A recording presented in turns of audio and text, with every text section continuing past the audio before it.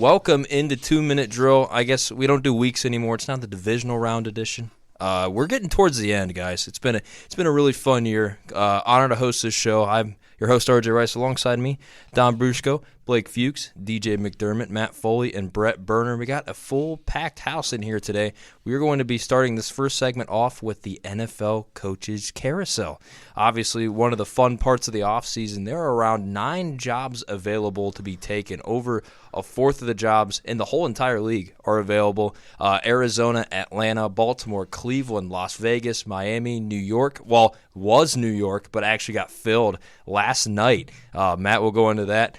Pittsburgh and then Tennessee. Obviously with Pittsburgh, we were going to talk about that before because I didn't think the news would be out in time, but you know what, we can start with that. Mike Tomlin stepping down as Pittsburgh Steelers head coach after I believe it was 19 years of going 500 or better. The standard was the standard. Dom, I'll send this off to you quick because I know we have a lot of people in here, so we'll make it a little bit quicker. How do you feel about this hire? You know, the lone Pittsburgh Steelers fan in here. How do you feel? About John Harbaugh? No, Mike Tomlin. Tomlin stepping down. I feel like my childhood is over. The standard will no longer be the standard. And listening to Tomlin's fun interviews and post-game interviews after games was always fun. His Tomlinisms, what he had to say was always unique. I'm going to miss him. But I might experience one of my first losing seasons ever as an NFL fan in the few coming years. Not happy, but a lot of fans are. I don't know why that is either, because we were spoiled for 19 years. But thank you, Tomlin. I think this is what Pittsburgh needs. It felt like for many, many years, going back to even 2017, I think that's the last time they won any sort of playoff game. They've really just been in this purgatory where they've had some level of success, if you could count just being over 500, a successful year. But it really felt like they've just been spinning their wheels for the past decade or so. So I think this is necessary for Pittsburgh to try to get something in the future, because with Mike Tomlin, you know what you're getting, but then you're also getting no real change. So this is good. I don't think Art Rooney II was ever going to fire Mike Tomlin. I think he said he doesn't like change. He hates the word rebuild. But Tomlin stepping down, forcing that, I think was the right decision. Probably should have happened little sooner, but it's what they need to do. It's going to be tough for Pittsburgh over the next few years, but if they're able to make the right decisions, really hire this correct coach, then it could go well. But I can see why Rooney would not want to fire Tomlin, because of the fact of them possibly having a losing season would be worse. Yeah, I think it's more of a change of scenery for Mike Tomlin. I mean, obviously, I feel like you've seen the past couple years, the wheels kind of falling off, and I think that's for the better. I mean, honestly, Tomlin, we all know that he's been very consistent in the regular season. I know we already mentioned about his playoff struggles. He ended it with an 8-12 playoff record, which isn't very good because a lot of those playoff wins were in the first half of his career in Pittsburgh. And so as time kind of went on, it was kind of more predictable that you knew that when there were 16 games that the Steelers were either going to end 9-7 or 8-8, and then when they upped to 17 games, they were going to either end the season 9-8 or 10-7. So I think this is a good move all around. I think it's going to be a little hurtful for the Steelers fans now, but over time, whoever they hire, I feel like they should hire a defensive-minded head coach, because that's who Tomlin was when he first came in. So I think that they should kind of continue that trend and see if they can get something new going, a new era of Pittsburgh Steelers football. I mean, I don't know why Steelers fans complain so much. They got to the playoffs almost every year. Some teams don't even make it to the playoffs. I mean, some teams have been are in a pit of misery, but can see the light at the end of the tunnel. I mean, Pittsburgh, they just complained for nothing. They, I guess, needed a new start. I don't know why they complain when they have Aaron Rodgers, Mason Rudolph, and Kenny Pickett as their quarterbacks for the past better part of 4 years, and they had the corpse of Big Ben playing for their last 2 seasons. So it's not like that Mike Tomlin had really anything to work with, really. I'm not even going to lie. He had crash out George Pickens for 2 years, and then we see he leaves and finally gets unlocked. But there's just been nothing for this team to succeed with, so I guess Tomlin's going to go find a spot on TV and then probably return to coaching next year. let's say I just can't wait for Mike Tomlin on Fox with Kevin Burkhardt and Tom Brady. I mean, that role's going to fit him perfectly. But no, seriously, it's interesting because he stepped down. Is that all true? We'll see if that pans out, that maybe it was a forced exit. As of now, they're saying it wasn't. That's for the organization to handle all the necessities behind all of that. But nonetheless, this is now, in my opinion, one of the most coveted jobs on the market. I think it's right behind Baltimore as one of the best jobs available. This is a historic organization. You're going to be the 4th head coach all time, and you know that job security is a pretty big job, or a big part of this job. So whoever takes it is going to be a very deserving candidate, and I think they're going to do extensive research. I think this will take maybe a week or two to get finalized in Pittsburgh of who they're going to, because the front office is not going to rush the decision. Yeah, Brett, I like how you talked about that, and I think for the Pittsburgh Steelers job opening, at least with them in Baltimore, that big thing, they're both kind of have that in common. It's that consistency. Obviously, both John Harbaugh and Mike Tomlin were there for 18, 19 years. That's a long time for a head coach, especially now in this current day of age and coaching. Usually, most of the time, most coaches nowadays don't really last more of 5 or 6 years. I mean, just looking at some of the coaches that got fired, we'll go into it a little bit later. But I think for this job, especially for the Steelers, I mean, you're going to know one thing. They're going to try and find their next Mike Tomlin. I mean, I'll mention some of the guys they've requested to interview so far. Jeff Hafley, the Packers defensive coordinator. Chris Shula, currently the favorite to be their head coach as the Rams DC. Anthony Weaver, the Dolphins DC. Brian Flores worked with their linebackers back, I believe it was in 2022. So he was the Vikings defensive coordinator this past year. Jesse Minter, obviously, Brett, I know you know a lot about that one. The Chargers defensive coordinator. I think Minter's the best available option. He's going to be a good hire for whoever gets him. I'll tell you that much. I think he fits the mold perfectly for Pittsburgh. Oh, he's going to get a job this cycle. That's end of story. And Arijo Evero, I know I said that wrong, Panthers defensive coordinator. He had a lot of interest, I believe it was last year or 2 years ago. Dom's giving me a nice thumbs up. Either of those candidates. There's a lot of quality guys there, and I think for Pittsburgh, you're probably going to find one of those. We'll go next, I guess, into the Baltimore job. Obviously, Harbaugh got fired. We talked about it previously. Tomlin stepped down. Harbaugh got fired. And I know their owner said something along the lines of, even if Tyler Lupe made the kick, and they were kind of under the impression that Houston was going to beat him, kind of the way he answered this, but he said his job would have only been safe for a week. So this was a decision that you would have assumed been made a long time ago into this season. Obviously, a lot of locker room problems. But now John Harbaugh, instead of going to Baltimore, now lands with the Giants. I mean, we can talk about both those jobs kind of hand in hand, but I think for the Baltimore Ravens now, you got Lamar Jackson, and I think, very interestingly, he is in these head coaching interviews. And I think that is surely interesting. It shows that he's not going anywhere. I think he'll stay in Baltimore for a while, but obviously the job's hand in hand. You can talk about either Baltimore or the Giants with Harbaugh, but for Baltimore, that Lamar job, try telling you what, it's going to make it a really, really interesting, and some might even say the best spot. I want to talk more about the Baltimore side of things for John Harbaugh. I feel like this was a kind of a mistake by the Ravens to fire him. I think they had no grounds to do so. I mean, they basically put the blame entirely on him, and you look at these past few years at the games they lost, it's over silly mistakes such as Mark Andrews or Zay Flowers or Tyler Lupe was this year. I don't really think this was on John Harbaugh at all. And then they asked the Ravens owner, if they would like Mike Tomlin. He said, wow, gee, that would be great. Well, Mike Tomlin's basically one step worse than John Harbaugh. I mean, John Harbaugh typically wins one more playoff game than Mike Tomlin. He always gets one step further but loses. So essentially you'd want to go backwards. I don't understand this firing. I feel like it was kind of premature. It's kind of frustrating. But I get it from a certain standpoint, because whenever you didn't have Lamar earlier in the season, you were 1-5. It didn't look that good. John Harbaugh just didn't look like he had that resilience to win as a coach, so maybe that could be the reason. But other than that, I feel like it's kind of an ignorant firing, in my opinion. I mean, I think it could be because of the fact that, from what I've seen, Harbaugh didn't want to let go Todd Monken, who's been with the Ravens as the offensive coordinator from 2023 till this year, where he's going to the Giants. So it could be one of those things where Harbaugh did not want to let Monken go, and then the Ravens just said, okay, both of you can just go because of that. I think for Baltimore, they're in this weird position where they have some of the pieces but they're in this point where they're not an AFC title contender. They're a situation where they can have flashes of good moments, but like you said, Dom, if you have players like Lamar Jackson that are out, then they're not going to do as well. So there's like weird, like semi-rebuild phase.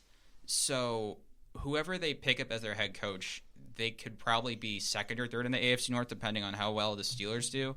But it's really going to come down to how well this roster continues to play, even with Harbaugh not being there. Yeah, I really like what you said, Dom, the comparison to Mike Tomlin, because if you look at their wins, if you look at their stats, they're scarily similar, and the only difference is that Harbaugh has won more games in the playoffs. His record in the playoffs was 13-11. Both coaches had a Super Bowl, but it's crazy because what I said about Tomlin was early in his career he was having a lot of success. Same with Harbaugh. Early in his coaching career he had a lot of success, and kind of over the past couple years, yes, Harbaugh has won maybe one or two more games more than Tomlin and the Steelers have, but they haven't succeeded with that. The highest that they've got has been the AFC title game, and I feel like it was just kind of another change of scenery saying, hey, like, we know how much you've done for the organization, but we think that we need a new fresh mind to kind of get us over that hump. And my prediction for the new head coach, kind of a bold prediction, and this is only if that team lets him go and if he wants to return to head coaching, I really like Robert Saleh for this job. I think the past 2 years, the Ravens' defense has been kind of banged up here and there, and with what Robert Saleh has done with the 49ers defense this year after being so banged up, I think bringing in a defensive-minded head coach for the Ravens, just like the Steelers, I think that would be a very good option, but I'm not sure if the 49ers would want to let him go if they give permission for an interview. I loved the firing, obviously. I think it's great for the Ravens. I think they needed to get rid of John Harbaugh. He obviously was the problem. I don't know who they should hire. It's kind of a tough job to pick for the Ravens on where they should go, because I don't know if they want to lean more towards offense to just really unlock Lamar altogether and just go nuclear with offense and just have Lamar try to just win MVP and just have their offense carry them, sort of like the Bengals. Or maybe they just want to lean defense. I could really see probably Chris Shula landing here. I like the Robert Saleh pick that DJ said. I mean, Clint Kubiak could also work here. Defensive guys. I mean, you could really just get Mike McCarthy and just really try to just see what happens, but I don't know what's going to happen. It's kind of a weird job to pick to see who takes over this Ravens job. It's interesting because I think that, Blake, I don't agree with you. I think this is by far and away the best job available for the sole reason that you have a 29-year-old two-time MVP. Jobs like that do not come open often at all. And I think that this has Kevin Stefanski written all over it. I think the ability of him to unlock that offense with Lamar Jackson, bring his defensive identity in. You saw what he did in Cleveland. This is a multiple-time Coach of the Year award for the Browns, and I think that he could have immediate success. I'll go back. I think Chris Shula is a great one. Jesse Minter, I think, would be a good one too. But I think the Ravens are going to try, like you said, RJ. Lamar is involved in this coaching search. He's going to be heavily influencing who ends up at the job position. I think it's interesting to compare Harbaugh and Tomlin. There's no, in my opinion, no world that Mike Tomlin ever takes this job, and there's no world John Harbaugh was ever taking the Steelers' job. I think they're comparable. In my opinion, I think it's okay for both of these teams to move on because at some point, it's like, yeah, you have the guaranteed success, but you're striving for more. It's very similar to Penn State's situation with James Franklin that inspired in college football this year with you have a guy that's almost guaranteed 9-10 wins a year, but just doesn't seem like he can get over that hump to win it all. And sometimes just better when a guy's been there for that long, a fresh change of scenery. You're taking a gamble. That's what all these owners do. All the NFL is throwing darts at a board and hoping they land, and eventually you have a great football team. But Baltimore's the most attractive job. I think Kevin Stefanski should be the man for it. But I see them could be going defense. Chris Shula, Jesse Minter would be the top two options. Yeah, Brett, I think especially you mentioned Kevin Stefanski. I think he's a great head coach. I think wherever he goes, that team is going to be much better than they were before. I mean, at least in the case of Baltimore, it'd be a little bit interesting because there are times, especially when he was in Cleveland, took over play calling twice in 2 years and then got it taken right away. So that offensive side, I don't know if something that could bother Lamar. Obviously, I believe they already did complete the interview with him, if I'm not mistaken. But the Baltimore job will be really interesting. But going back to Harbaugh and Tomlin, Harbaugh I expected go first. I didn't think Tomlin would also follow. Obviously, more different. One was a firing, one was a stepping down. I thought Tomlin would give it another year with Rodgers, but I guess not. Which kind of this is more of a rapid fire question before we go into some of the other jobs. Do we think Rodgers is retiring and is fully done, or do you think he's going to try and go somewhere else for a year, or do we think he hangs it up? He's done. He's going to hang up the hat, in my opinion. Nothing else. He's probably done unless some quarterback need team throws him a bunch of money. Yeah, I mean, it was kind of like this past offseason. You didn't know if he was going to retire. You didn't know where he was going to go. I think with the firing or with Mike Tomlin leaving, I think it kind of sets stone that he is going to retire. But you never know. He kind of pulled the Steelers out of his. He kind of pulled. He went to the Steelers out of nowhere last year, and so you never know. It could happen again, or he could retire. He's done until another team like what happened to the Colts this year. He's retired until somebody who's late in their season who could make a playoff push, and their quarterback gets hurt, and they need a quarterback. And then there's Aaron Rodgers.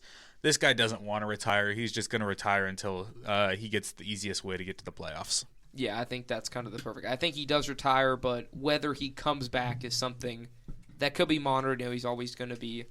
Thing may be ready, but it could be something that he finds something he loves to do and doesn't want to.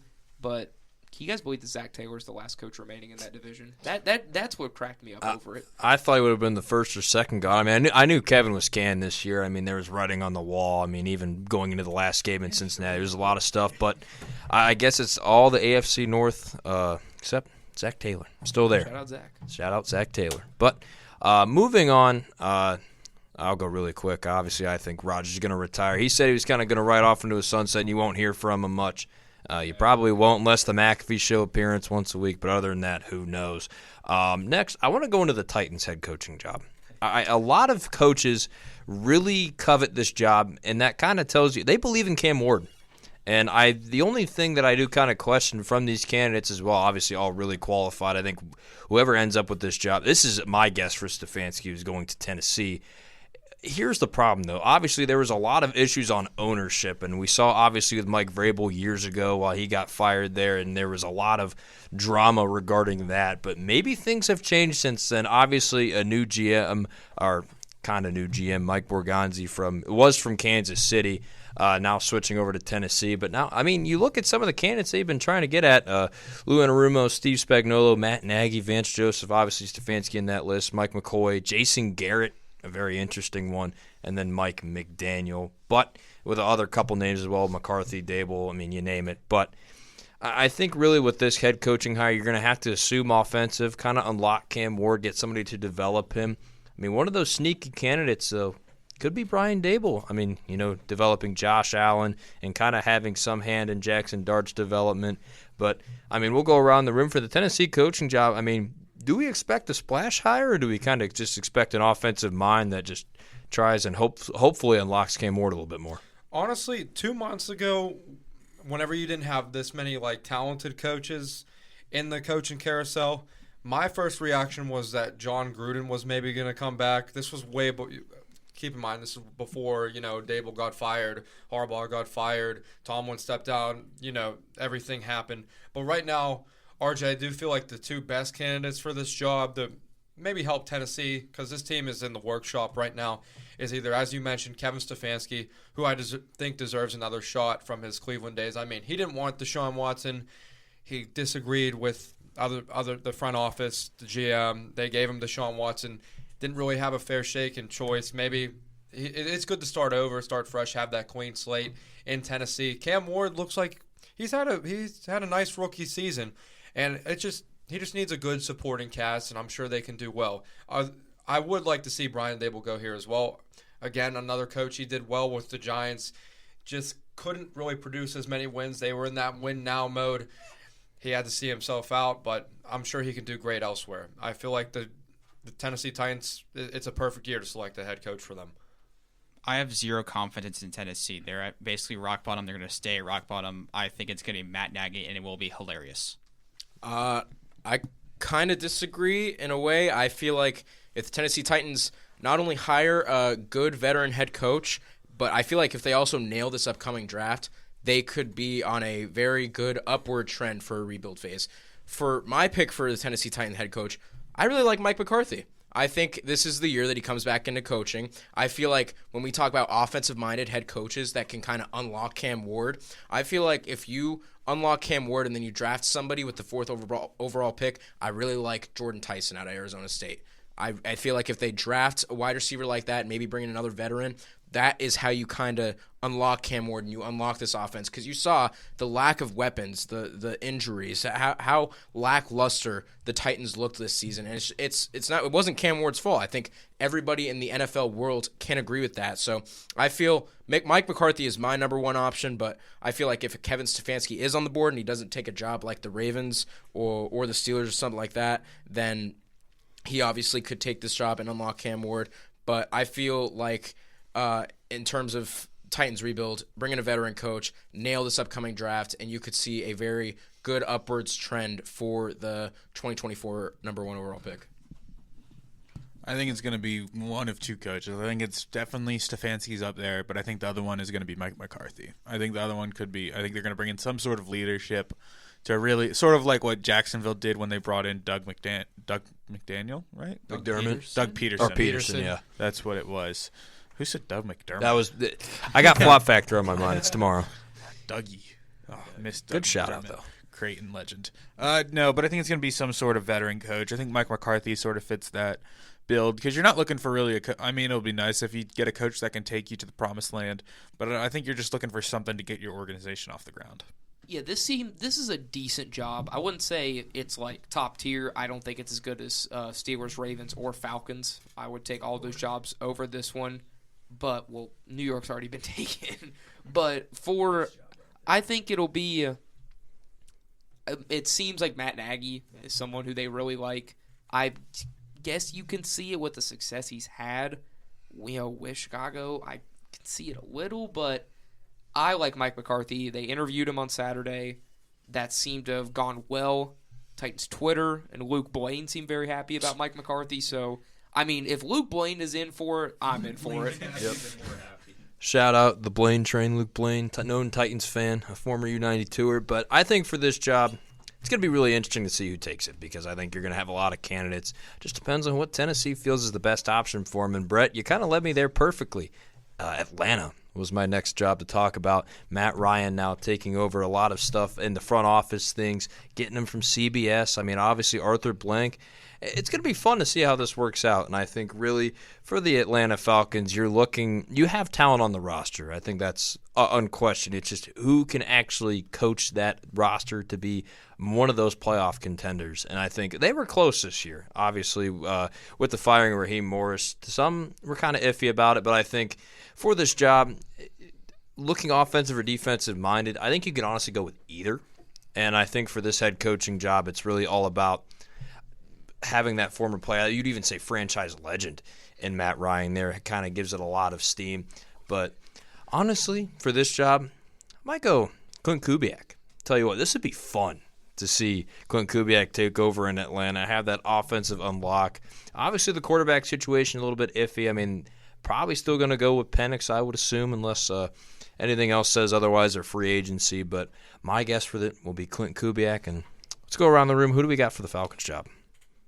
For the Falcons, I mean, what's the Carolina DC's name? Evero.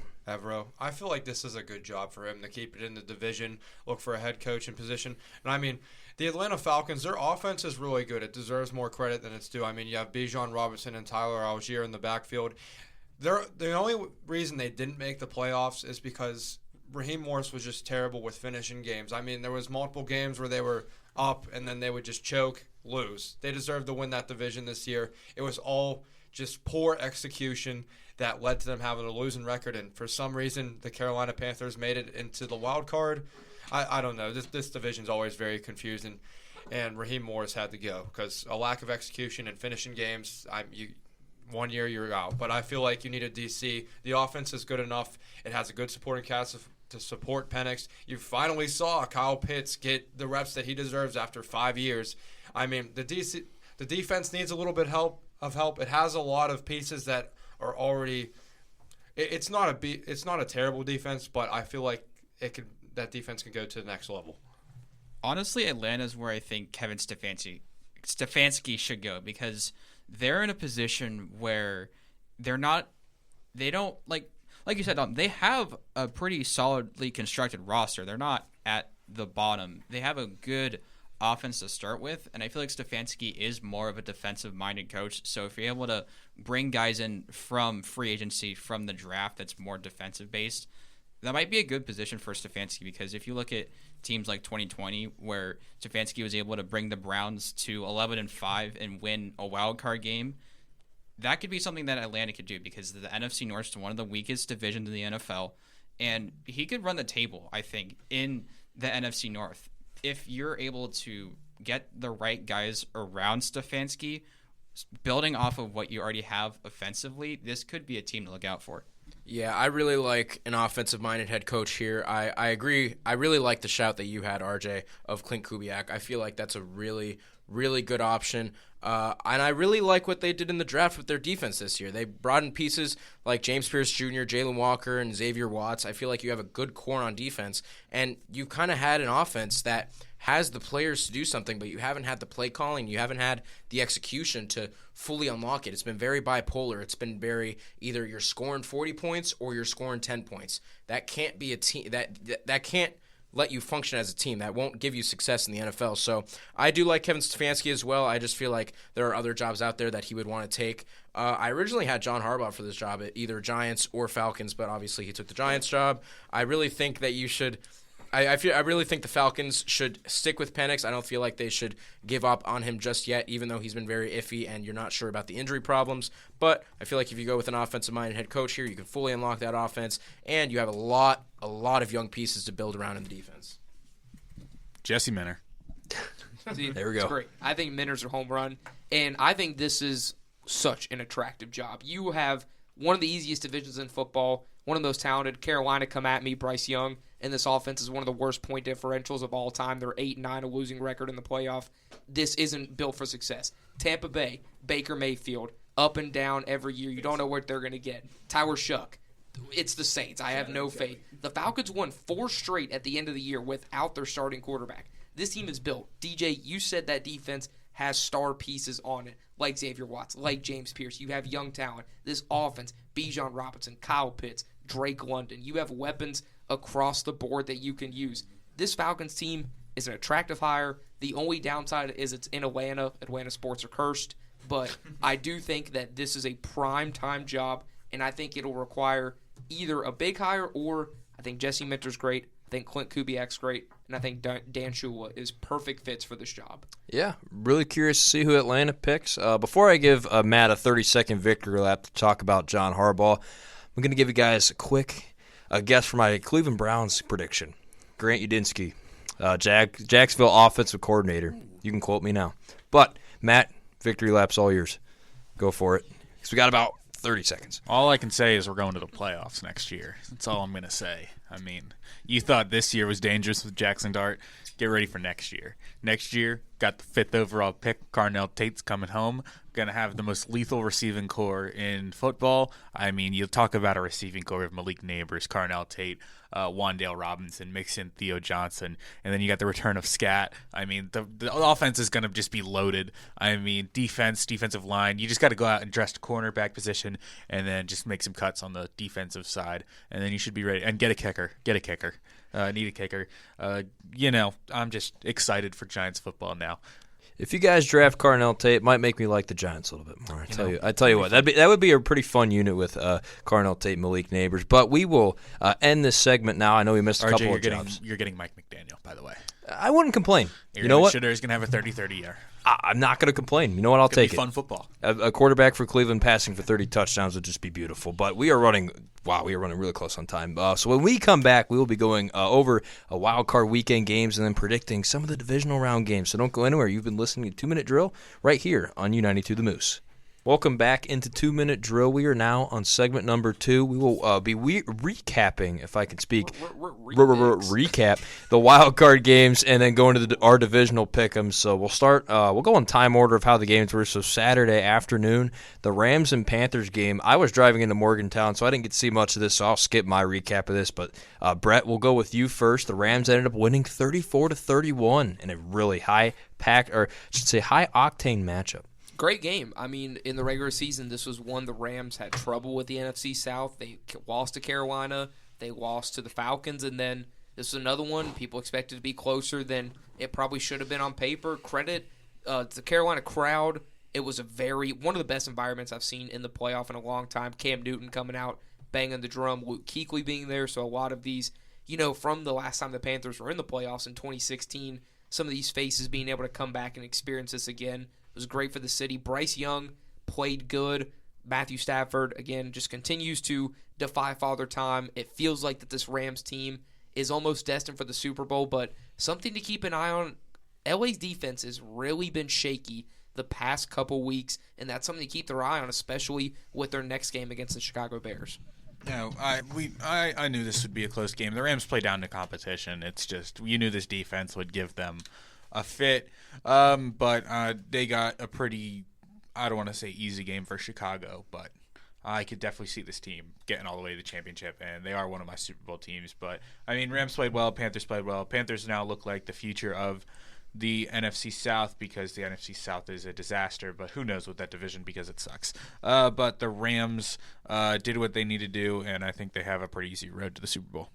I'll keep mine short because I only got to see the final drive because I was flying back from Florida. But Colby Parkinson made an amazing score on the touchdown. And then fun fact about the Rams, they have yet to play a game in under 58 degrees, so I would not give that Bears game a walkover. This game was a fantastic game. Came down to the wire with the Rams winning in the final few seconds. But, I mean, just what a game for the Panthers. Able to keep it that close with the Rams. Obviously, tough for them not to pull it out. But then Jalen Coker with 134 receiving yards leading the game. I mean, he had a phenomenal game. He also did get absolutely popped. I don't know how he got up from that hit. But, props to him. Got a flag drawn from it. And it's going to be interesting to see how this Rams team plays for the rest of the playoffs. Yeah, this is a very sad loss to me personally, as many know. I typically take the Carolina Panthers no matter the matchup, no matter the situation. By the way, I was right half the time this whole season, because they would beat opponents that it didn't even seem possible for them to beat at the time. But I just want to – the story of Bryce Young so far has been tremendous. I mean, last year people were kind of seeing him – he got benched. It was just sad until that one reporter said, hey, man, keep your head up. And ever since then, he's been doing a great job. I mean, he passed Cam Newton passing all-time record in Carolina Panthers history. Him and Ted McMillan set some records this year as well for the Panthers. And he might be O'Roy. We'll see in the upcoming month. But the Panthers did everything possible, what they could to try to win this game. They put it all out on the field. They gave the Rams basically a heart attack. That kind of made me upset that the Rams, too, on social media were showing off that this was a handedly won game. It was not. I mean, Jalen Coker and a UDFA cooked your defense. That's very concerning. Jalen Coker is a very credited receiver, by the way. He's had a few good games this year. But, I mean, if I was the Rams right now, I would be worried about this Chicago Bears game. But Panthers, I mean, they gave it their all. They put their heart and soul into this. It's just unfortunate. They deserve to win this one. Yeah, it seemed like a really great game. Obviously, Carolina will be picking up Bryce Young's fifth-year option, but I really think for the Carolina Panthers, it's about building a future and building consistency, and I think Dave Canales did a great job of that this season. A really tough matchup. It seemed really fun. Wish I could have watched. So next game we'll talk about, the Bears and the Packers, one of the oldest NFL rivalries since the league's existence, in Soldier Field. Me and Dom got to watch some of this. This is a great game, especially that fourth quarter. I mean, even in the second half in general, Chicago came alive, ended up winning 31-27. Wish we had Braden Laszlo or Cody Burton here, the Packer fans here at U92, to kind of give us their perspective. But for the Bears, big victory at home in the playoffs, and they're going to be hosting another game against the LA Rams. Yeah, for this game, I really thought that Dan Campbell disciple Ben Johnson was going to pay for his Detroit for honoring Dan Campbell by always going for it on fourth and getting greedy, because at the beginning of that game, that fourth down conversion rate was not good, and the Bears were getting punished by that. I mean, it was just terrible, and it looked like the Packers were handedly winning this game. I mean, they were up significantly and it just did not look like the Bears offense could get it together, or could they really be successful picking up the sticks when they needed to. But for some reason, they just had this immaculate comeback. I mean, this game for Packers fans, I'm sure, was painful, but I know for the Bears, their offense, it's got so much volume to it. So they've spent so many draft picks over these past few years really upgrading that roster, giving a good supporting cast so that when Caleb Williams entered the picture, it would be an easy offense to settle into. And clearly the Iceman has shown that he can thrive within Ben Johnson's system. I mean, credited, he is a very good OC. But hopefully this Bears-Rams game that's upcoming is going to be an offensive shootout. But you know how it is. It'll probably be a low-scoring game. Yeah, it's unlucky for the Packers to come out with a loss here. They gave up 25 points in that fourth quarter. I mean, really just fell apart at the end of that game. But I'm going to say I'm thankful for Packers' loss because it gives the Cowboys a better pick in the draft. Get now 2 top 20 picks. I'm going to go this way. The Packers did what they shouldn't do. They went out aggressive in the first half. That's how they got their massive lead. And then Matt LaFleur played way too conservative. Yes, you can put a lot of the blame on their kicker. You cost them 7 points. And if he makes even one of those field goal attempts, they probably win it and then instead of having to go to the touchdown. But Matt LaFleur played way too conservative and just didn't play as aggressive. And I think that's what ended up catching them this game and gave the Bears the win. Bears are a wagon. That's all that can be said. They're a wagon. Caleb Williams is a wagon. The Bears, wagon. That's all I can say. The Bears are one of the most frustrating teams in the NFL to watch. Neither are good, neither deserve to even compete in the NFC North or be competitive at all. Ben Johnson ended up getting the win. The only thing good about this is Ben Johnson absolutely hates the Green Bay Packers, which is good.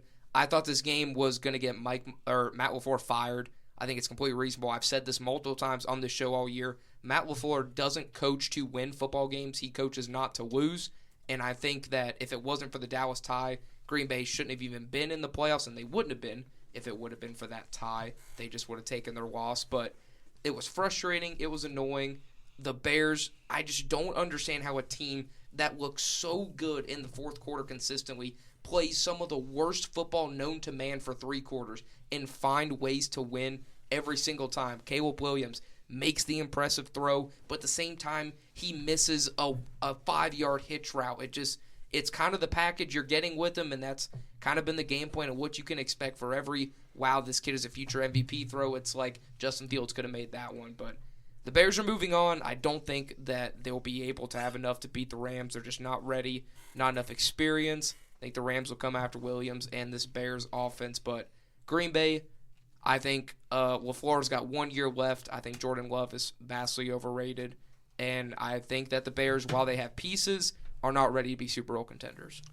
Yeah, Brett, for this rivalry, I mean, especially having it be in the playoffs, obviously I know a lot of people kind of remember that, I believe it was 2010 NFC Championship game was like the last time there was like a meaningful game in this rivalry in the postseason. Mm-hmm. Obviously now that getting renewed, the handshake, obviously, he's been talked about a lot. The post-game win the locker room. That too. Shout out Ben Johnson. Some people are not fans of it, but I will tell you what, I'm a fan. Personally, it renews the rivalry. I mean, this was hate each other. Yeah, this rivalry was so one-sided since at least a decade and a half plus.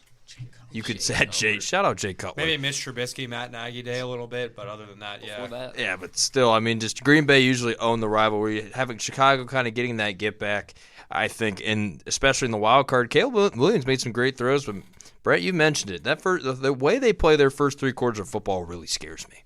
And I think of a team like, say it was LA who comes up with this big lead in this upcoming weekend's matchup, I don't think the Rams are the type of team to blow it like the Green Bay Packers were. I mean, I think they just got lucky as well, but they also played really well.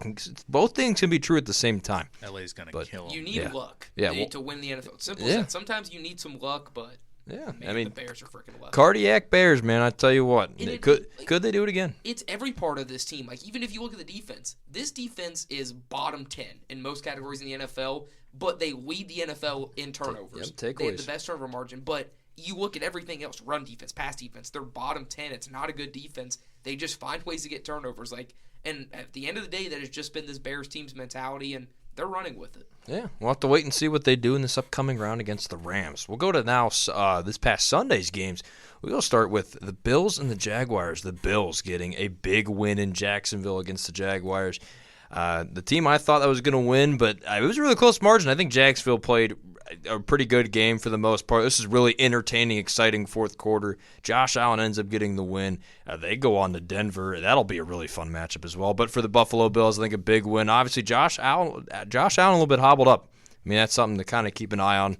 But I think for the Bills, they got a really big win, especially going into opposing territory. I mean, it's pretty tough in the playoffs. And who knows? It could be Allen's year. And thank you for the Buffalo Bills for giving the Cleveland Browns a better draft pick. Josh Allen's going to continue to be hobbled this entire playoff run, and that's just how it's going to be. But like you said, this is his first playoff win on the road in the history of his career. That's the hump he got over. And then to find ways to do it, a great game, Jacksonville. Don't discredit the season they had. I think they got hot at the right time, and unfortunately you meet the Bills. And with this team, with Josh Allen, with no Patrick Mahomes, no Lamar Jackson, no Joe Burrow in the playoffs, it just feels like Buffalo's time. If they're going to make the run and finally get Allen to the Super Bowl, it's going to be all Josh Allen if they do it, but I think this is the year they can. This is the year. This is the year Josh Allen does it.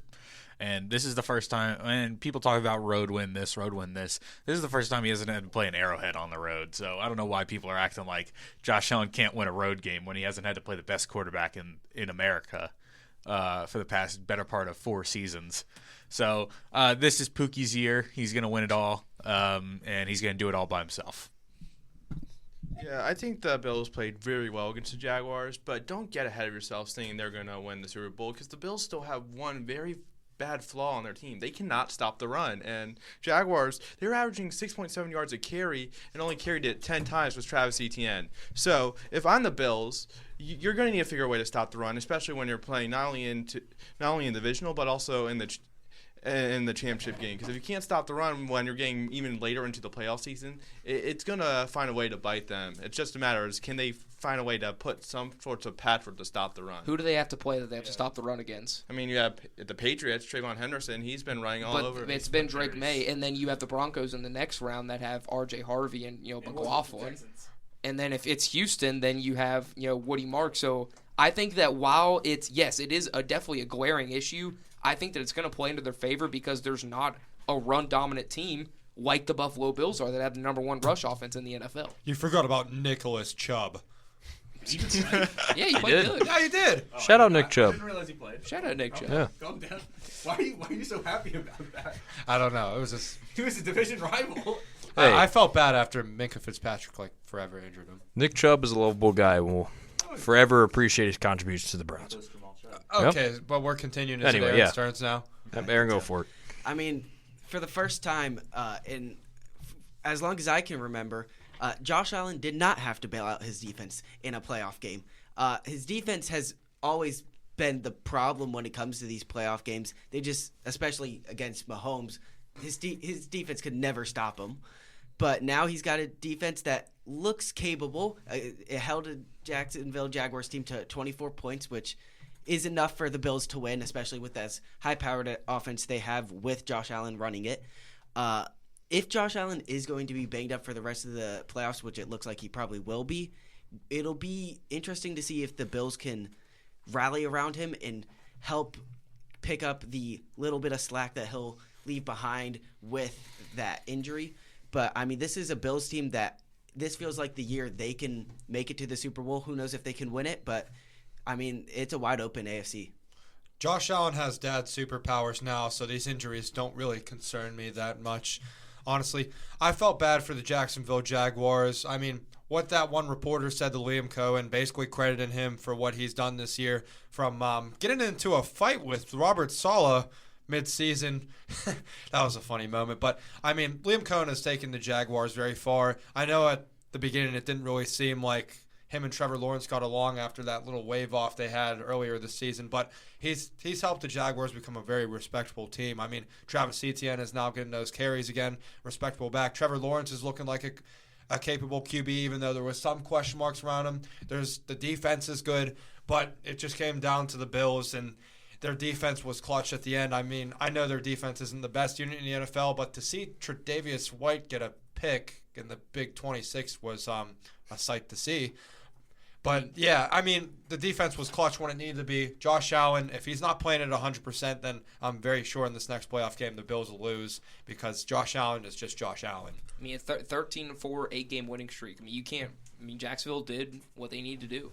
Yeah, I think this Jacksonville squad has a really bright future. I think Liam Cohen did a tremendous job this season in his first year as the head coach. Probably going to see him there for a long time, but I think really it's just the Buffalo Bills. It's Josh Allen. I mean, this is probably, as a 3 seed and being Jacksonville, this is the worst 6 seed you probably could have ever faced in your entire life, and that's just what it was. And this is a great game, and I think both teams are just one of them has to win. I don't know how anybody didn't mention it, but the Josh Allen tush push will go down as the greatest tush push in NFL history. Yeah. Greatest play ever. They tush That pushed was- him yeah. 10 yards. I don't know what Eat your Jacksonville heart was. out, Phil. Yeah, I didn't know what Jacksonville was doing on that defensively, but you know what? Shout out the Buffalo Bills and their O-line and Josh Allen. It was a fun play. Churning. Yep, keep moving. Doesn't stop till the whistle is dead. But now we'll go into our next game. Now this was more of a.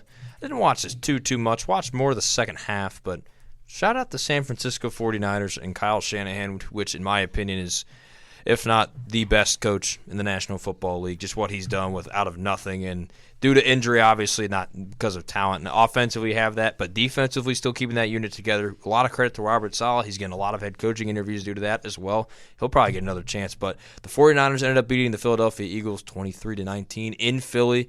There's a lot of unhappy Philly fans, but Kevin Patullo's gone, kind of ish. That's all they wanted. Yeah, but we'll go around the room, say our thoughts about it. But for the 49ers, a really big win, the wild card. Well, this can go off of a certain TikTok where it's Saquon up the middle, A.J. Brown deep ball, incomplete punt. That just seems to be the theme. Yep, the theme for the Eagles. I mean, from what that kid had to say, I mean, I love that kid. he's famous now. Good for him. I feel bad for him, too, because that was his Christmas present, as he mentioned. But he said A.J. Brown should be packing the bags. I mean, the A.J. Brown cycle to me is ridiculous. Complains that he needs targets, gets the targets, and makes all drops, and then says, I don't get any targets is ridiculous. The kid's right. He needs to pack his bags and maybe see a greener pasture somewhere else in the league. Maybe the Tennessee Titans again. I don't know. That's another day. That's another day for A.J. Brown. But Patullo being demoted but still there, I guess that's the happy ending for Philly. And then you got to see the Aura Farming event where Jalen Hurts said, we'll be back next year. And then Nick Sirianni was like, yeah, we will be. Sure. Okay. They ride off into this. Shout out Hard Knocks. And they ride off into the sunset. What a great finish, I guess. But San Fran, always a good team. Yeah, Jalen Hurts in this game proved once again why he is the worst quarterback in the NFC East. Only 168 passing yards. Take it. The other quarterbacks are very good. You have Dak Prescott. You have Jackson Dart. And Jaden Daniels, he was injured for most of the season, but he is a very good quarterback. But for the Eagles, obviously they wanted to get rid of their offensive coordinator. He's no longer the offensive coordinator. It's probably like the top 10 things Eagles fans have had to celebrate this season. And, they really just didn't play well. I mean, A.J. Brown having all those drops is, I would say, uncharacteristic, but not for this year. This year, he's had a lot of drops. In this game, he really showed it. And if he makes those catches, I think the Eagles definitely could have won this game. I'm just going to ask, what kind of magic is Kyle Shanahan doing to this defense? Because it seems like he's just sacrificing every single player he has just so he has Christian McCaffrey healthy. Because that seems to be the way they're winning games. Because, they're still without Fred Warner. George Kittle went down, and they've been dealing with injuries all year, and it's every year, yet they're still usually retaining a contender in the NFC. So I don't know what Kyle Shanahan's doing just to pull so much magic out of nowhere to get this team in their position where they are. There was no magic. The Eagles did this on purpose. On purpose? On purpose. On purpose. This was the only way Kevin Patullo was able to get fired. I mean, I don't know about that, but I do think it was time for him to go. This just felt like a lost year for Philly. I feel like the magic that they had last year just wasn't there, up and down. There's issues in Philadelphia right now that if are not addressed in this offseason, I think that's a big mistake of Philly. Just like, we won the Super Bowl last year. This year, still made the playoffs, still won the division. We'll be back, and everything's fine. Everything's not fine. It's because Saquon was on the Madden cover, I'm telling you. I don't know. Madden curses real, people. But this was an interesting game. Obviously, big win for San Francisco. We'll try to speed it up. We got maybe about, 8 or 9 minutes, so we'll try to get these recaps and get these predictions in on a hopefully fill all the time we have. Next, we will go to the nightcap game. And this game was very interesting. And this game was actually really boring. I'm not going to lie. I'm not going to try and juice this up. 16-3, the Patriots ended up beating the Chargers. Justin Herbert, as we like to call here on Stirring the Pot, the incredible if. Tough loss. Obviously, that offensive line for the Chargers, that was horrible. You have a lot of thinking to do if you're a Jim Harbaugh on the Chargers. But you know what? Patriots, good win. You move on, and you play a tough Texans defense now. I don't really think there's much tough decisions that needs to be made for the Chargers other than get an offensive line. I mean, I get that Slater and Joe Alt-Delete was out. I keep making this joke, but he keeps Joe Alt-Deleting himself from the season with those injuries, which is not good for him. But sorry, Matt, I had to do that. But the if man, if only he had an offensive line, if only this, if only that. Can't win a playoff game. What is he now? 0-3 in playoff games. I believe Justin so. Herbert, yes, he's 0-3. Anyways, see you next season. It's not his fault. Bolt up. I mean, this game was very bad to watch. I don't know anyone who enjoyed watching this aside from Patriots fans. I mean, I don't think the Patriots are going to do good in the divisional round. I think this Texans defense in the next round are just going to be able to dominate, but who knows? Maybe Drake May can pull something out. Yeah, one had an O-line, the other didn't, and one needs to find a way to draft a new center because Bradley Bozeman's clearly not it. Didn't watch this game. Didn't even watch? Can't say I blame you, honestly. This was a good game. I mean, it was closer than I thought. I mean, just both offenses and both quarterbacks didn't have it on their A game, but Justin Herbert, it is not his fault. You call him Biff, man, whatever you want. I don't care. His offensive line is completely decimated. He's got 4 out of the 5 worst PFF-graded offensive linemen on his offensive line. He's getting clobbered every throw. Drake May also got sacked 5 times, but it just didn't feel like the same. Like, May was just kind of going down. Like, Justin Herbert was getting absolutely knocked every time that he tried to do anything.